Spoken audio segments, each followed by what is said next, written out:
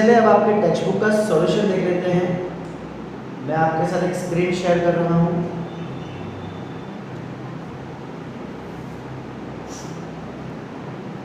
Okay भाई, इसमें हमने क्वेश्चन नंबर 4 तक सॉल्व किया था, right?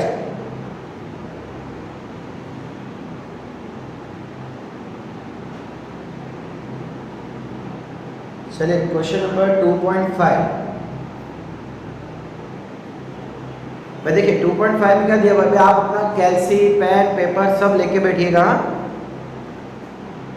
A parallel plate capacitor with air between the plates has a capacitance of 8 picofarad. Just a second. Okay. What will be the capacitance if the distance between the plates is reduced by half and the space between them is filled with a substance of dielectric constant K? आपको बोला हुआ एक parallel plate capacitor है जिसका capacitance भाई आपको C not is equal to 2.8 picofarad दिया हुआ है। 2.8 भाई, तो क्या हम इसको 8 × 10⁻⁻12 फैरेड बोल सकते हैं? पिको का मतलब होता है 10⁻12। अब आपको कहा जा रहा है कि आपका डिस्टेंस जो है वो हाफ हो गया है। भाई जहाँ तक मुझे पता है C नॉट की फॉर्मूला होती है ε0 A/d, मतलब ये हमको दिया है, ठीक है? ओके, अब क्या कहा है? Distance is reduced to half. Now distance between the plates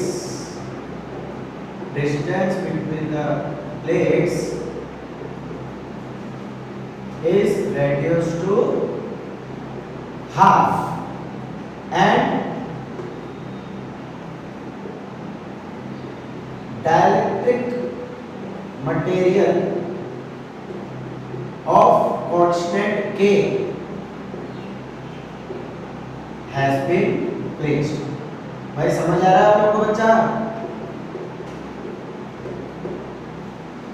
तो भाई अब कैपेसिटेंस क्या हो जाएगा यहाँ का?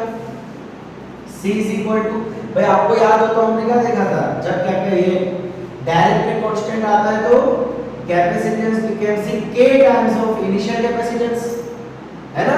याद आया कुछ? सो भाई इसकी फॉर्मूला क्या हो जाएगी? K। अब यहाँ देखिए C नॉट तो हो जाएगा, लेकिन हमको ऐसा भी कहा जा रहा है कि ये d/2 हो गया। क्या चीज बोला हुआ है? d/2। चलिए देखते हैं, हम क्या करते हैं कि ε0 A अपॉन d/2 कर देते हैं। ये d2 को ऊपर ले जाते हैं, 2k ε0 A/d। अब भाई इसके बदले हम ये वैल्यू पुट कर सकते हैं, बिल्कुल कर सकते हैं। 2k, अच्छा डायरेक्ट कांस्टेंट की वैल्यू दे रखी है क्या? यस, 6। हमको k की वैल्यू क्या दे रखी है? 6।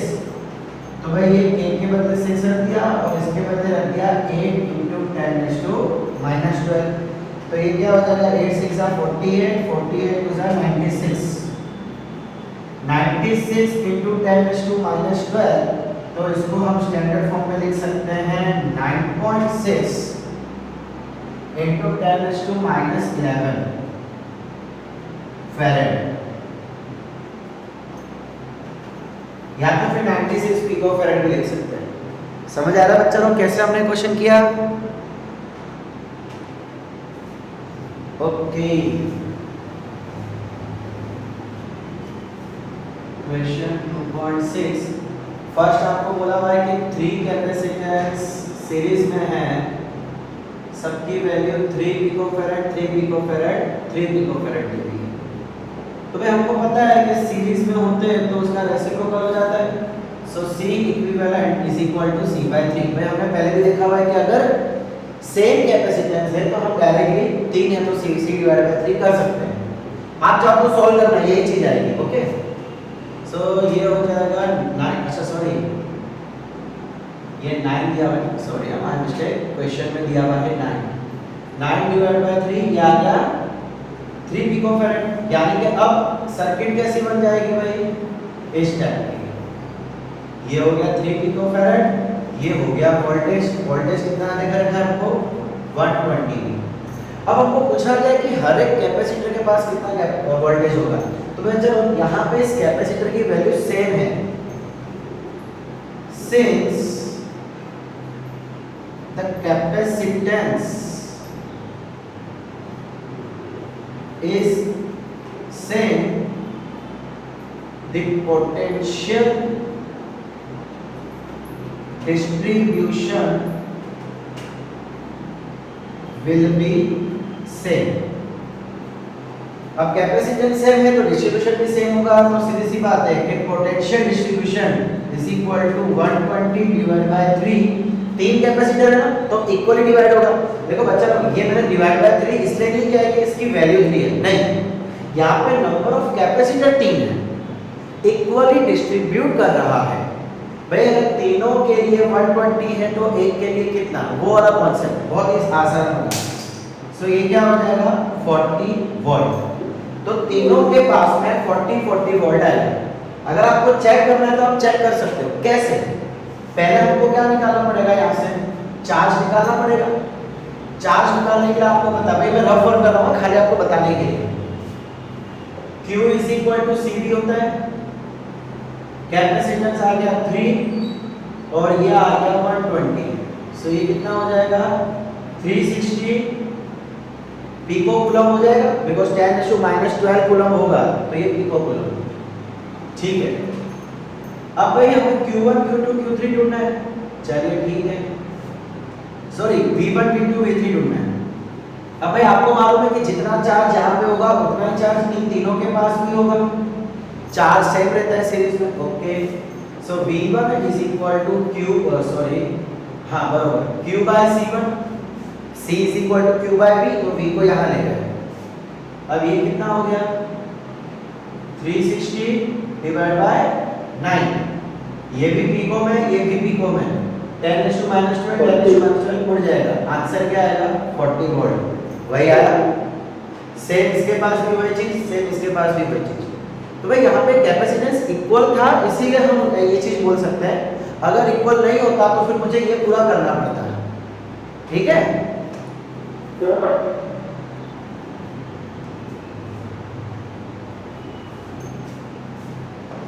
Question number 2.7।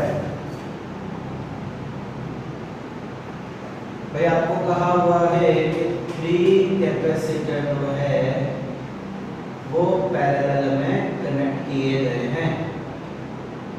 2 picofarad, 3 picofarad and 4 picofarad. Therefore equivalent कितना हो जाएगा बेटा, सिंपल सबका एडिशन। सो 9 पिकोफैरेड। चलो वेरी गुड। अब क्या बोला हुआ है सेकंड नंबर में, भाई कितना चार्ज आएगा if they are connected to 100 volt capacitor voltage. इसको क्या किया गया है, ये थोड़ी जगह कम पड़ गई है, यहाँ पे लिख लेता हूँ।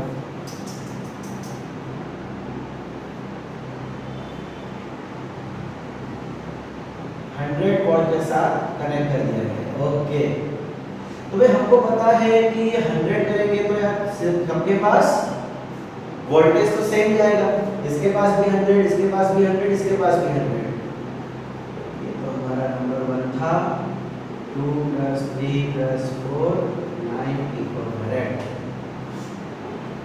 अब भाई चले इसकी बात कर लेते हैं। चार्ज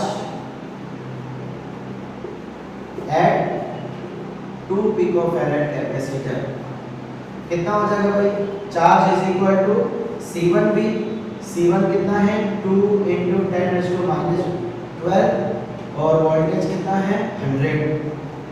सो ये क्या आ गया 2 × 10⁻10। यस, क्या हम इसको ऐसा कह सकते हैं 2.0 × 10⁻10 कूलम, या तो फिर 200 पिकोफैरेड भी आप लिख सकते हो। पिकोफैरेड का सॉरी 200 पिको कूलम ये भी लिख सकते हो, या तो फिर 2.0 × 10⁻10 भी लिख सकते हो।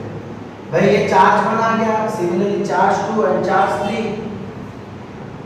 स्टेटमेंट के साथ लिखोगे तो बहुत ही बढ़िया रहेगा, वरना मार्क्स कटने के चांस रहेंगे।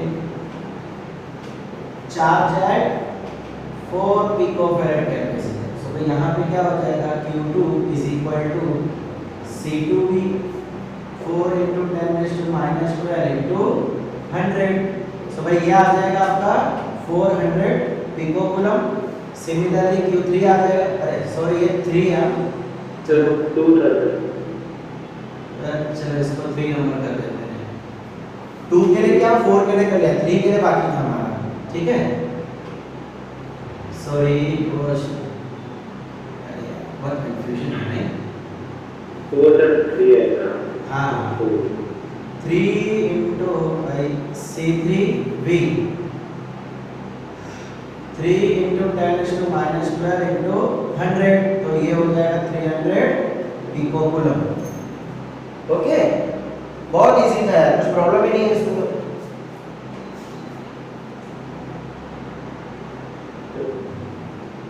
देखो भाई ये सीधा फॉर्मूला वाला क्वेश्चन है नेक्स्ट, तो मैं वो सॉल्व नहीं करूंगा, मैं सिर्फ आपको बता देता हूँ। आपको एरिया और डिस्टेंस दोनों दिया हुआ है, ठीक है। तो एरिया डिस्टेंस 3 mm दिया है, तो मीटर में करेंगे तो 0.003 मीटर हो जाएगा। और capacitance is equal to epsilon not A/D। Epsilon not की वैल्यू आपके पास है 8.85 × 10⁻²। एरिया आपको गिवन है, डी आपको गिवन है, सब कुछ रखो, सॉल्व कर लो। फिर आपको बोला हुआ है कि वोल्टेज गिवन है, चार्ज कितना होगा, तो फिर से charge is equal to CV। C यहाँ से मिल जाएगा और वोल्टेज आपको क्वेश्चन में 100 दिया हुआ है। सिंपल, ओवर, एकदम इजी क्वेश्चन है, बड़ा कुछ भी नहीं है इसमें, ठीक है। 2.8 में आपको दिया है कि distance between the plate is 3 mm। अब क्वेश्चन नंबर 2.9 में बोला है कि एक 3 mm का मीका शीट, और हमने मीका हमको पता है कि क्या होता है, डायरेक्ट रिंग होता है, हमने देखा था वो भी चीज। एंड इसकी भी थिकनेस 3 mm है, मतलब इसको कंप्लीटली फिलअप किया गया है, कंप्लीटली। ये आपकी प्लेट कैपेसिटर है, तो यहाँ पे आपका डायरेक्ट रिंग रख दिया गया है, ठीक है। हमने भाई पार्शियल फिलिंग और कंप्लीटली फिलिंग देखा था ना, तो ये कंप्लीटली फिलिंग वाला केस है। अगर 1 mm होता या 2 mm होता तो ये पार्शियल फिलिंग हो जाता बच्चा, याद रखना। चलो ठीक है, अब आगे आपको K की वैल्यू 6 दे रखी है। What will be the voltage supply remain while the voltage supply remain connected.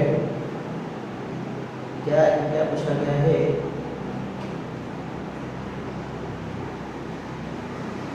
Okay भाई कैपेसिटर को क्या होगा, पहले आपको बोला गया कि अगर वोल्टेज सप्लाई सेम है, मतलब अगर हम 100 का 100 वोल्ट दे रहे हैं, तो कैपेसिटेंस क्या हो जाएगा भाई, सीधी सी बात है, आपको K की वैल्यू 6 दी है, तो जो भी यहाँ पे आंसर आएगा उसको मल्टीप्लाई बाय 6 कर देंगे। क्यों, बिकॉज जब हम डायरेक्टली रखते हैं तो capacitance is equal to K times of initial capacitance, तो 6 इनटू ये जो भी इसका आंसर आएगा वो। Second, after the supply was disconnected. अब ये सोचने वाली बात है भाई, जब 100 वोल्ट का सप्लाई डिसकनेक्ट कर दिया जाएगा तो कैपेसिटेंस क्या होगा भाई, तो कैपेसिटेंस तो उतना का उतना ही रहेगा। हमने एक चीज देखा था, C does not depend on Q और V। भाई चार्ज और पोटेंशियल पे डिपेंड नहीं करता, तो अगर मैं सप्लाई बंद भी कर दूंगा तो कैपेसिटेंस तो उतना का उतना ही रहेगा। भाई कैपेसिटेंस कम थोड़ी ना होता है, कैपेसिटेंस तो फिक्स हो जाता है। कैपेसिटेंस बढ़ सकता है, डायरेक्ट लगाने से बढ़ सकता है, बट कम थोड़ी ना हो सकता है। हाँ, उसका डिस्टेंस कम कर दो तो बात अलग है, पैरामीटर्स अगर वैसे के वैसे ही है तो फिर कुछ भी नहीं होगा। समझ आ रहा है बच्चा मैं क्या बोल रहा हूँ? देखिए बहुत ही आसान क्वेश्चन फिर से बोला गया है 2.10 में, कहाँ गया मेरा क्वेश्चन,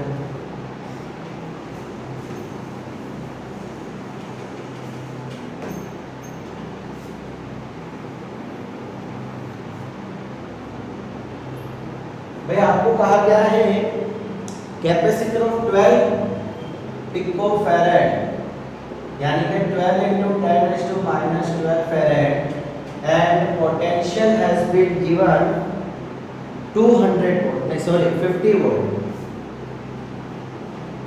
अब बच्चा हमको एनर्जी पूछी है, तो एनर्जी की फॉर्मूला तो हमारे पास है, 3 फॉर्मूला हमारे पास है एनर्जी की। अब हमको यहाँ पे वोल्टेज और सी गिवन है, तो हम फॉर्मूला क्या यूज करेंगे, half CV square. Potential energy की 3 फॉर्मूला है ना, 3 में, एक है QV के लिए, एक है CV के लिए, एक है QV के लिए, बस तो जो गिवन है वो वाली फॉर्मूला यूज कर लो।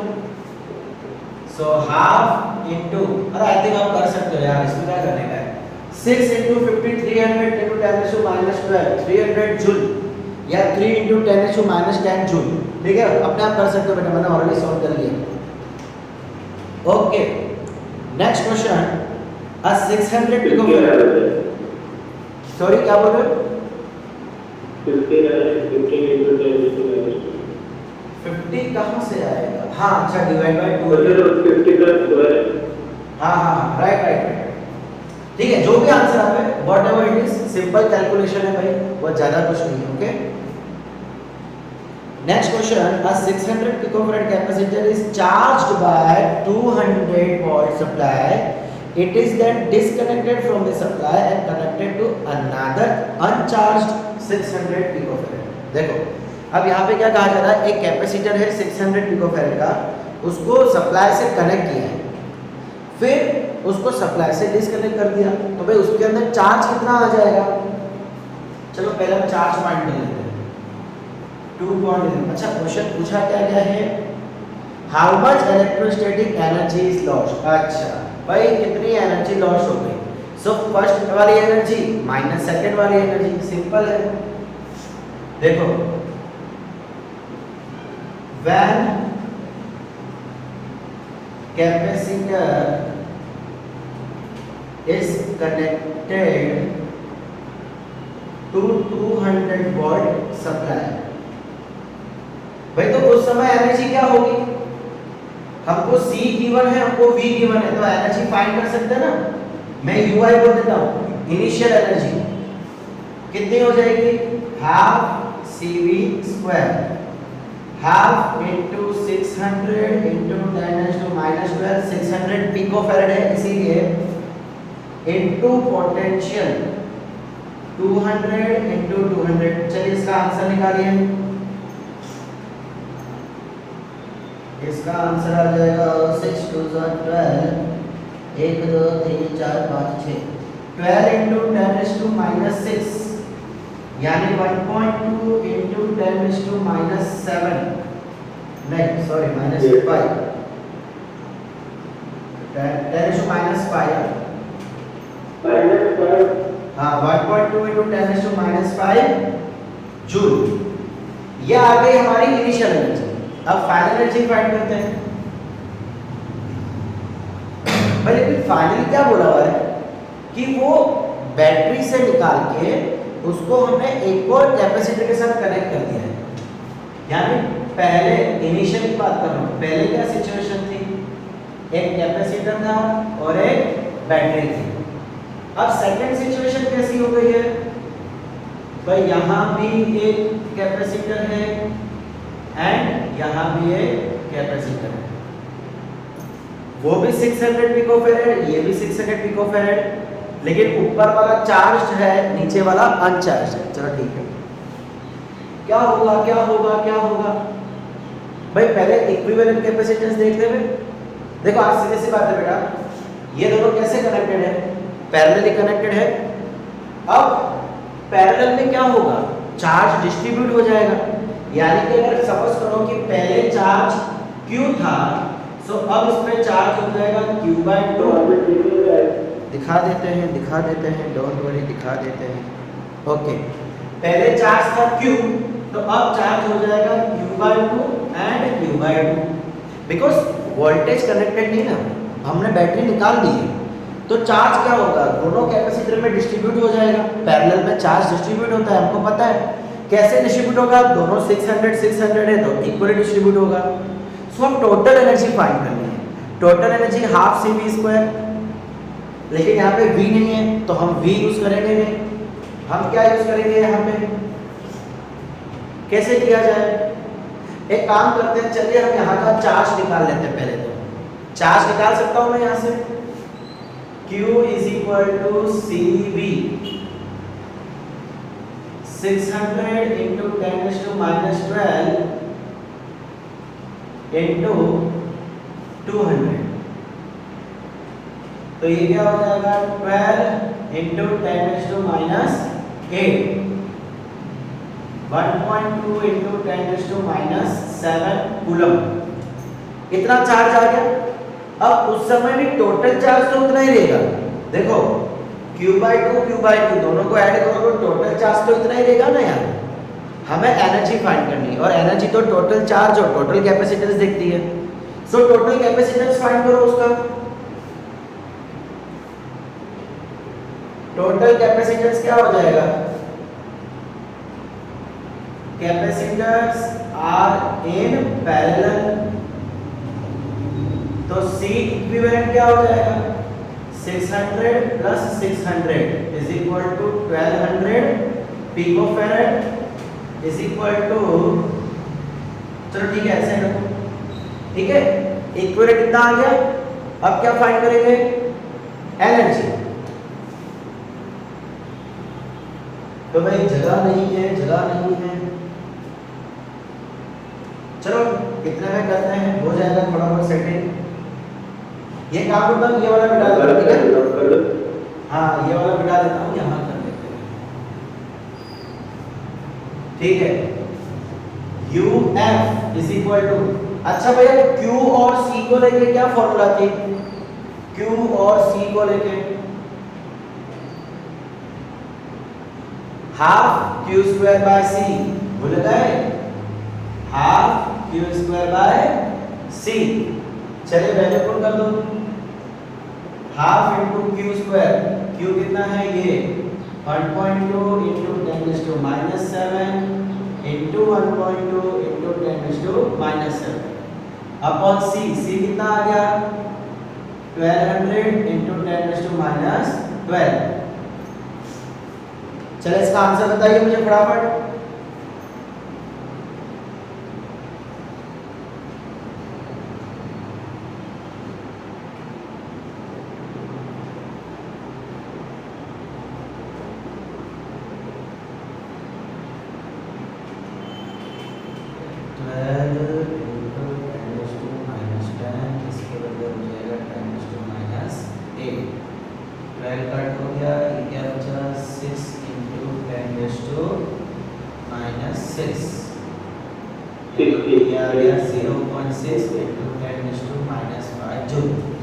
भाई 0.6 into 10⁻⁵ जूल निकला भाई आपका ये answer.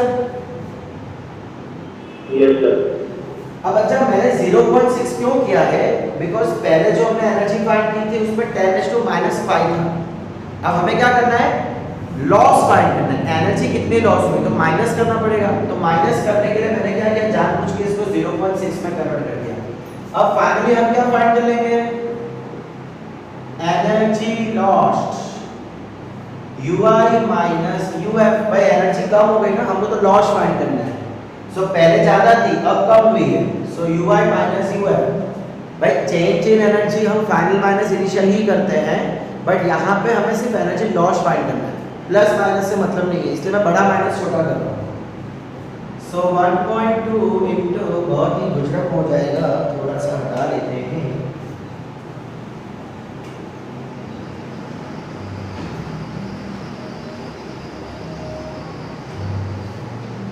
So energy loss is equal to UI minus UF। ये कितना है 1.2 into 10⁻⁵ minus 0.6 into 10⁻⁵। So 1.2 minus 0.6 into 10⁻⁵ joule. तो भाई ये आ गया आपका आंसर। देखो वापस समझाता हूँ, थोड़ा सा ये क्वेश्चन देखिए ना, समझो वापस। देखो इस समय हमको क्या बोला हुआ है कि पावर सप्लाई निकाल दिया, सप्लाई निकाल दिया मतलब पोटेंशियल नहीं है। अब पोटेंशियल नहीं तो मुझे चार्ज की बदल देनी पड़ेगी। अब बच्चा एक जो ये वाला जो कैपेसिटर था ना, ये फुल्ली चार्ज हो गया, तो इसमें कितना चार्ज आएगा वो हमने चार्ज फाइंड कर लिया। अब जब कनेक्शन चेंज किया गया तो उस समय सेकंड कैपेसिटर अनचार्ज था, तो भाई ऊपर वाले से आधा चार्ज इसमें आ जाएगा। सीधी सी बात है ना, आज पैरेलल में क्या होता है, चार्ज डिस्ट्रीब्यूट हो जाते हैं। तो वो भी 600 था, ये भी 600 था, इसीलिए q डिवाइड बाई 2 हुआ। अगर अलग अलग वैल्यू होती तो हम डिवाइड बाई 2 नहीं करते, फिर हमको फाइंड करना पड़ता। ओके, अब q बाई 2 दोनों में आ गया। एनर्जी फाइंड करनी है, पहले तो कैपेसिटेंस देखना था हमको, तो कैपेसिटेंस कितना आया, ये रहा। अब टोटल कैपेसिटेंस है तो total charge, but total charge तो वैसे का वैसा ही रहेगा, ठीक है। तो हमने एनर्जी फाइंड कर ली, तो ये इनिशियल एनर्जी, ये फाइनल एनर्जी, दोनों को माइनस कर दो, आपका लॉस्ट टाइम मिल जाएगा। समझ आया बच्चा? भाई आपको कहा हुआ है क्वेश्चन नंबर 2.12 में है,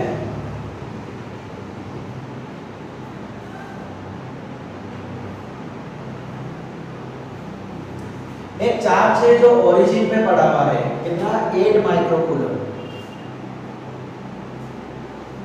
फिर calculate the work done in taking a small charge of -2 × 10⁻⁹ coulomb from a point 003 centimetre. भाई इसको मैं x ले लेता हूँ, इसको मैं y ले लेता हूँ, इसको मैं z ले लेता हूँ, और इसको बोल देते हैं 003। भाई z एक्सिस पे है, तो चार्ज यहाँ पे पड़ा है, यहां से उसको कहां लेके गए, 040 वाया R069। देखो वाया, भाई उसको लेके कहां जा रहा है, 040, यानी कि यहां पे आ रहा है, वाई एक्सिस है ना, इधर पहुंच रहे हैं, लेकिन कहां से लेते हुए, भाई 069 यानी कि x0 है, यानी कि समझ लो इधर नहीं होगा, y और z प्लेन में, y और z प्लेन में एक पॉइंट है 069, यहां से पहले यहां लेके गए और यहां से यहां लेके गए, तो वर्क डन कितना होगा। अब बच्चा लोग हमने कॉन्सेप्ट सीखा था कि work done does not depend on the path. Work done जो है वो पाथ पे डिपेंड नहीं करता, याद है कुछ हमने देखा था, यू लेके जाओ, यू लेके जाओ, यू लेके जाओ, याद है, पाथ पे डिपेंड करता ही नहीं। अब भाई अब positive of work done by external agent is equal to change in potential energy. कुछ याद आया, याद है, याद है, याद है। तो भाई इसमें हमने क्या किया था, पोटेंशियल एनर्जी में जितना चेंज आएगा उतना ही वर्क डन हो जाएगा। सो पोटेंशियल एनर्जी में कितना चेंज आएगा, UF minus UY, final minus initial. अब पोटेंशियल एनर्जी कैसे निकालते हैं भाई, पोटेंशियल एनर्जी की फॉर्मूला क्या होती है, KQ1 Q2 upon R minus KQ1 Q2 upon R। अब इस समय डिस्टेंस अलग होगा तो R1, इस समय अलग होगा तो R2 है क्या नहीं। अब बच्चा लोग आपका जो चार्ज वन है, देखो पहले का सिस्टम था, पहले ये था, इनिशियली ये था और फाइनली ये हो गया। इसके बीच का डिस्टेंस 4, इसके बीच का डिस्टेंस 3, ये सेंटीमीटर में तो मीटर में तो हम कन्वर्ट कर लेंगे। अब देखिए ये जो Q1 है वो कॉमन है, एक काम करता हूं, चलो मैं यहाँ पे, अच्छा चार्ज तो Q1 Q2 सेम है ना, बिकॉज इसी चार्ज को यहाँ लेके जाएगा, तो मैं क्या करता हूँ, चलो कॉमन निकाल लेते हैं, KQ1 Q2 common 1/R1 minus 1/R2, value put करो आपका आंसर आ जाएगा। R1 कितना होगा, इसको R1 बोल देते हैं, सो ये 3 सेंटीमीटर 0.03 मीटर। R2 कितना है 4 सेंटीमीटर 0.04 मीटर। तो भाई ये जो पॉइंट है बेटा ये पिक्चर में आएगा ही नहीं, इसका कोई यूज ही नहीं है, बस वैल्यू पुट करो आपका आंसर आ जाएगा। आई थिंक अब इसके आगे तो आप कर सकते हो, यस और नो। K की वैल्यू आपके पास है 9 × 10⁹, Q1 की वैल्यू आपके पास है 8 माइक्रोकूलम, Q2 की वैल्यू क्वेश्चन में दे रखी है 2 × 10⁻⁹, R1 आपके पास है, R2 आपके पास है। Can you do it now?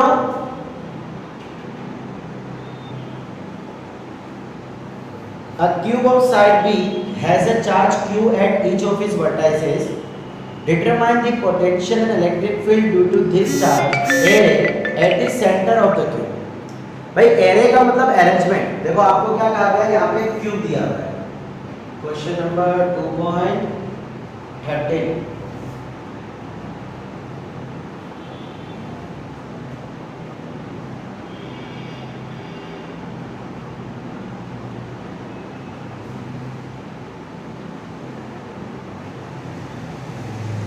अब आपको कहा हुआ है कि इसके हर एक वर्टेक्स पे क्यू चार्ज है. Q Q Q Q Q Q and Q. यहां पे ले गया मैं. तो भाई ऊपर 4 और नीचे 4, टोटल 8 चार्जेस हो गए. ठीक है. अब हमें बोला गया what will be the potential at the centre.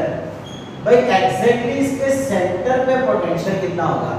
तो बच्चा लोग आपको मालूम है कि पोटेंशियल एक स्केलर क्वांटिटी होती है, तो हम उसको डायरेक्टली ऐड कर सकते हैं.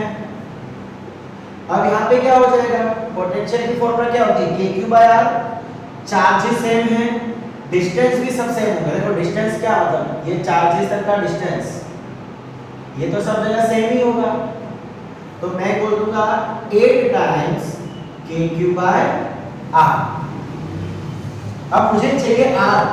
भाई R की वैल्यू क्या निकलेगी यहाँ से. तो बच्चा लोग इसको मैं नंबर 1 बोल देता हूँ. अब हम बात करते हैं R के लिए. आपको क्वेश्चन में बोला हुआ है अ क्यूब ऑफ साइड B, यानी कि बच्चा ये सब B है, ये B, ये D, ये. अब स्टूडेंट्स ये एक क्यूब है. आपको पता होगा क्यूब एक स्क्वायर से बना होता है. अगर आप 6 स्क्वायर को ज्वाइन कर दो तो पूरा क्यूब बन जाएगा. अच्छा, अब अगर मैं इसके सेंटर की बात करूं, इसके ये स्क्वायर की बात कर रहा हूं, तो ये डायगोनल का मिड पॉइंट होता है. सेंटर मतलब डायगोनल का मिड पॉइंट. तो सीधी सी बात है कि मैं इसका भी एक डायगोनल फाइंड करूंगा. एक डायगोनल निकाल लेता हूं और उसको डिवाइड बाय 2 कर दूंगा. तो भाई डायगोनल ऑफ क्यूब या क्यूबॉइड निकालना हो तो आपको Pythagoras theorem for 3 dimension use करना पड़ेगा. अब पाइथागोरस, देखो पाइथागोरस की आपने फॉर्मूला पढ़ रखी है. Hypotenuse square is equal to sine 1 square plus sine 2 square. तो इस केस में क्या हो जाएगा, चलिए डिस्टेंस या length of diagonal of cube, भाई मैं उसको d बोल देता हूं. सो d स्क्वायर, भाई आपका d क्या हो जाएगा, एक्चुअली हाइपोटेनस हो जाएगा ना. अब डायगोनल क्या है, वो हाइपोटेनस हो जाएगा. ठीक है, ये एक साइड, ये एक साइड और ये एक side. Root of side 1 square plus side 2 square plus side 3 square.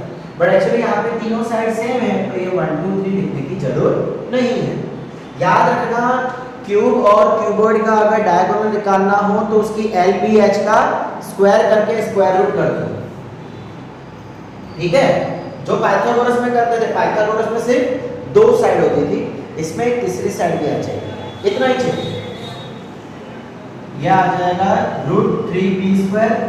So d is equal to √3b. अब ये पूरा डायगोनल है, हमें तो r चाहिए. r कैसे मिलेगा, r is equal to d divide by 2. भाई ये d मतलब डायमीटर नहीं है, d मतलब डायगोनल है. सो √3/2b. ये डिस्टेंस आ गया. चलो फिर से, therefore potential at centre V is equal to 8 kq by √3/2b. ये 2 को ऊपर ले जाते हैं, 16 kq by √3b. भाई ये आ गया आपका पोटेंशियल. अब नेक्स्ट क्वेश्चन पूछा है हमको इलेक्ट्रिक फील्ड. सो बच्चा हमने चैप्टर 1 में देखा था कि क्यूब, क्यूबॉइड, स्क्वायर, रेक्टेंगल, अगर चारों सभी कोनों पे सेम चार्ज है तो इलेक्ट्रिकल फील्ड हमेशा सेंटर पे 0 आती है. देखो भाई इलेक्ट्रिक फील्ड वेक्टर क्वांटिटी है. सो मान लो कि अगर मैं सेंटर पॉइंट को ये ले लेता हूं, ये एक चार्ज है, ये एक चार्ज है, ये एक चार्ज है, ये एक चार्ज है। सिमिलरली इसके नीचे भी 4 चार्ज। अब इसके कारण इलेक्ट्रिक फील्ड ऐसे, तो इसके कारण इलेक्ट्रिकल फील्ड ऐसे, दोनों एक दूसरे को कैंसिल कर देंगे। क्यों कैंसिल? बिकॉज डिस्टेंस भी सेम है एंड चार्ज की वैल्यू भी सेम है। सिमिलरली इसके लिए इलेक्ट्रिकल फील्ड ऐसे है, इसके लिए इलेक्ट्रिक फील्ड ऐसे, दोनों दूसरे को कैंसिल। सो भाई electrical field at the center will be 0 because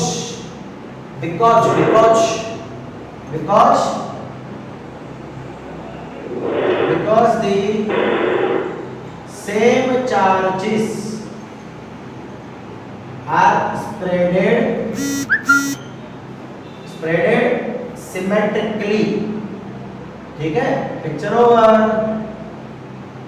भाई समझ आया बच्चा लोग?